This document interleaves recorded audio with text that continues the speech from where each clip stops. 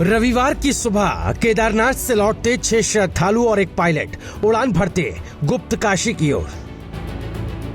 समय 5:21, लेकिन सिर्फ 4 मिनट बाद 5:25 पर सब कुछ खत्म हो जाता है। गौरी माई खर्क जंगल से घिरे इस इलाके में अचानक घना कोहरा छा गया।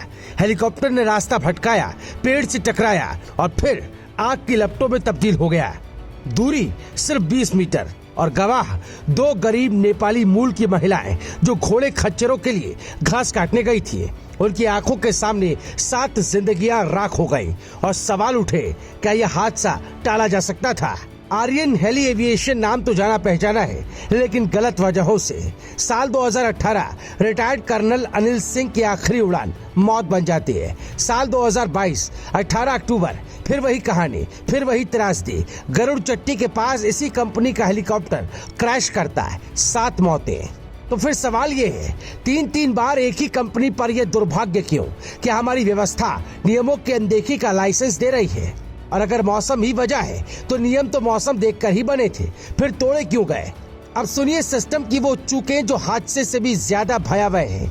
डीजीसीए और यूसीएडीए की एसओपी कहती है उड़ान का पालन स्लॉट के मुताबिक हो, लेकिन कंपनी ने 6 से 7 बजे का स्लॉट होते हुए भी 5:11 पर उड़ान भर दी।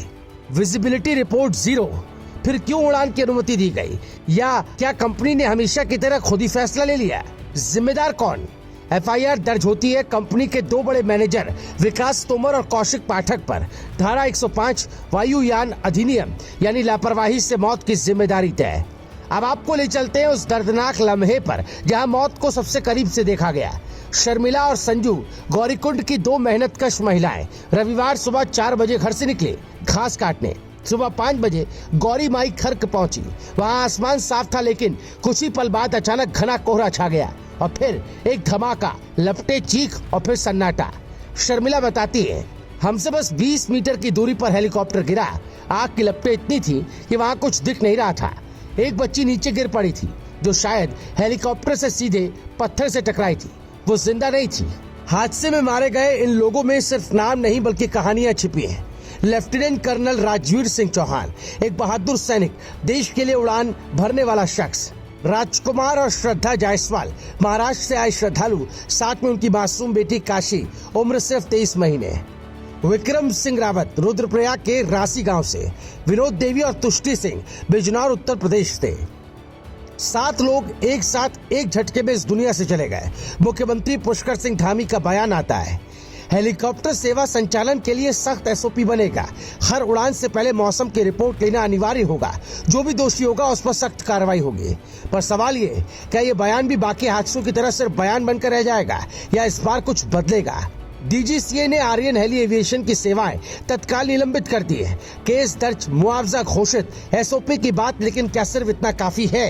क्योंकि इसी दिन ट्रांस भारत एविएशन के 2 और हेलीकॉप्टर खराब मौसम में उड़ते पाए गए। उन दोनों पायलटों का लाइसेंस सस्पेंड हुआ। तो क्या उत्तराखंड के आसमान में उड़ने वाले हेलीकॉप्टर्स की कोई सीमा ही नहीं है? क्या नियम सिर्फ दिखावे भर के हैं?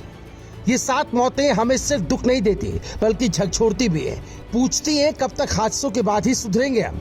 कब तक एसओपी के कागजों में जानें दफन होती रहेंगी?